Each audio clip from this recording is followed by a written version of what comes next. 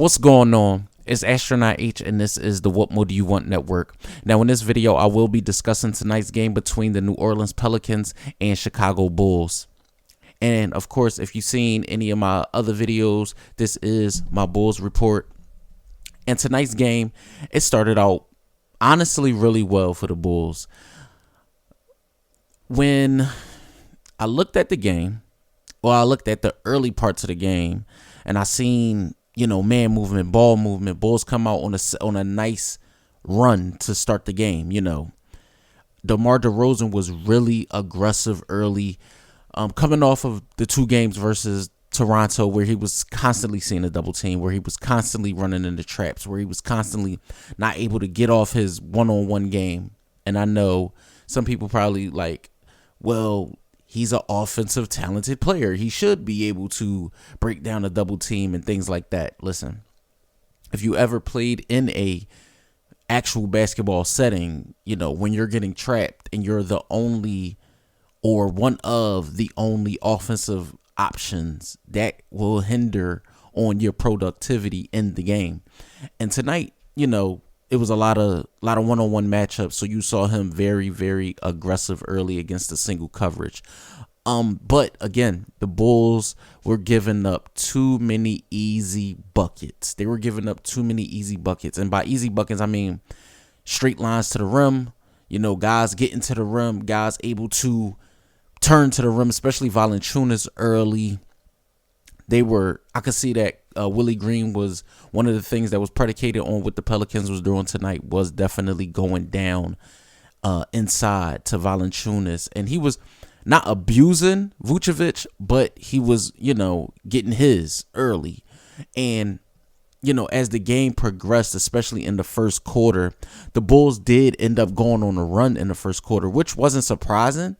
If you watch the flow of the game looked like it was more along the lines of how the Bulls wanted to play.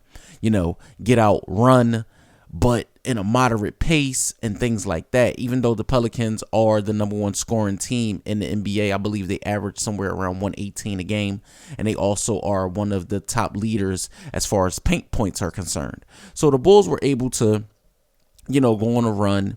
But again, the NBA is based on runs, and the Pelicans were able to do a run of their own. The first quarter ended up being tied at 22.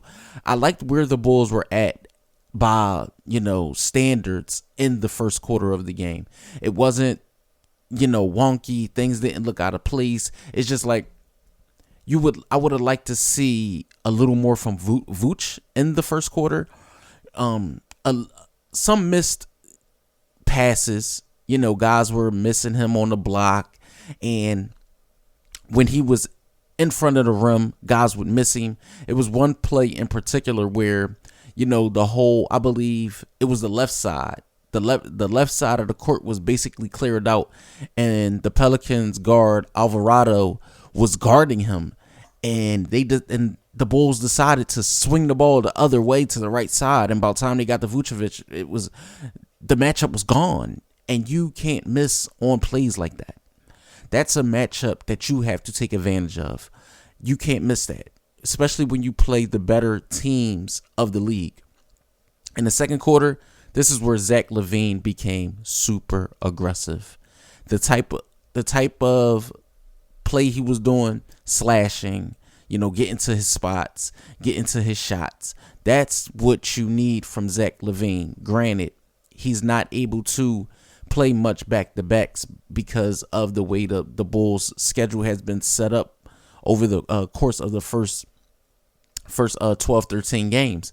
So he hasn't been able to really, ramp it up. But tonight you saw that he was in the flow. He was in the flow, so to speak. He was getting to his spots. He was making moves. He even had a dunk tonight, and that was good to see. It didn't seem like his burst was lacking. And that's what you want to see from a player like Zach LaVine, especially. Bulls begin to turn their offense into their defense, into offense. Getting tips, block shots, early steals, and things like that, deflections, and becoming very, very, handsy in the lane. And they end up leading by 9. But each time the Bulls went on a lead, it seemed like the Pelicans came back with a run of their own. Bulls end up down 2 at the half. But I do want to speak on the second unit in the second quarter. I seen times it was DeRozan out there with the second unit, and honestly, I would rather Zach LaVine out there with the second unit. I would rather Zach LaVine out there with Dragic, AC, put Green, and have Jones Jr. at the 5 if you're going to go with that second unit. I think DeRozan plays better with Ayo Dosunmu, so to speak, because when Zach is able to just, get his shots, I don't want a offense, or I don't want the Bulls to fall into an offense where it's your turn, my turn, your turn with Zach and DeRozan. I want it to be more or less in the flow offensively of the team, and sometimes that they can hinder each other. Sometimes, not all the time. Now, when you get to the second half, the Bulls are down at halftime, but again, when the third quarter comes, the Bulls ramp it up again. I mean, it was times in this game where, we're seeing runs by Chicago, and it looks like, okay, at some point they're just gonna take off. Take that 7-point lead, turn into 10, take that 10, turn into 15, and just run away with the game. But every single time that the Bulls got any breathing room, it seemed like here comes the Pelicans, whether it's Valanciunas, who had a really good game tonight, or whether it was CJ McCollum, or whether it was Brandon Ingram, who had a really, really big fourth quarter, or Zion Williamson, who also had a big second half. It just seemed like every single time that the Bulls were looking to get some space between the two teams, they just couldn't get it done. And when the Bulls do end the quarter on a run and lead by 3 to start the fourth. Now, here's where the game started getting a little topsy-turvy for me. The fourth quarter especially, you saw a lot of calls not going the Bulls' way. I'm not saying anything about the referees. You saw technical fouls, through frustration by the Bulls, DeMar DeRozan and things like that. I just feel like when you ultimately, I'm not going to say the referees, they're human, right? So mistakes can happen. I'm not blaming them for the way the game was won or lost. I'm just blaming them for the way it was officiated.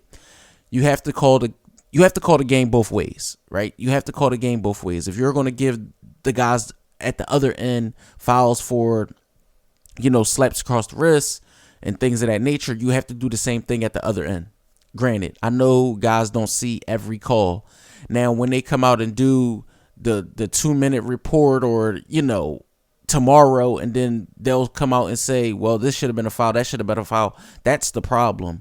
The referees have to take more of a responsibility during the game. So in the fourth quarter, the Bulls, I feel like they were there. Big shots by Vucevic. He hit 2 really big threes in the fourth quarter. DeMar DeRozan hit some big shots in the fourth quarter. Shout outs to Goran Dragic, who was the anchor of the second unit, and he played really, really well off the bench tonight. But ultimately, it was not enough for Chicago. They ended up losing tonight to the New Orleans Pelicans, which turned around and was the Bulls' 7th loss of the season. So they are now 6-7. The final score of tonight's game was 115-111. Now, as far as the box score goes, for Chicago, we seen DeMar DeRozan put up 33 points, 3 assists, 3 rebounds, but he did end up taking 26 shots tonight. You seen Patrick Williams, who I would have liked to see be way more aggressive tonight, only had 7 points with 4 blocks though defensively, and 4 rebounds. Vucevic, he came on, but he didn't have a great rebounding performance as he's had in the past few games. So he only had 7 rebounds tonight, 18 points. Zach LaVine added 23 with 4 assists and 4 rebounds. He took 22 shots himself, shot 40% from the field, 12 threes, you know, not shabby, not bad, but I mean 25%. So other than that, you saw Dragic dumping 14 points with 6 assists. Jones Jr. 5 points. Ayo Dosunmu, who I would have liked to see have a better game, only had 7 points tonight. So all in all, you know, another thing that the Bulls have to clean up is turnovers. They did have 15 tonight, and DeMar DeRozan had one of the bigger turnovers. Being down 3, the Bulls weren't able to get a playoff coming out of a timeout. They passed the ball in. DeMar DeRozan, the ball came off his hands and ended up going off his foot and going out of bounds. And that was basically the end of the game, because after that, only thing the Bulls could do was foul, and the Pelicans ended up hitting their free throws and winning the game. So let me know what you guys think in the comments down below. Did you guys watch the game? Did you enjoy it? What would you like to see more from the Bulls going forward in the future? I believe their next game is Sunday.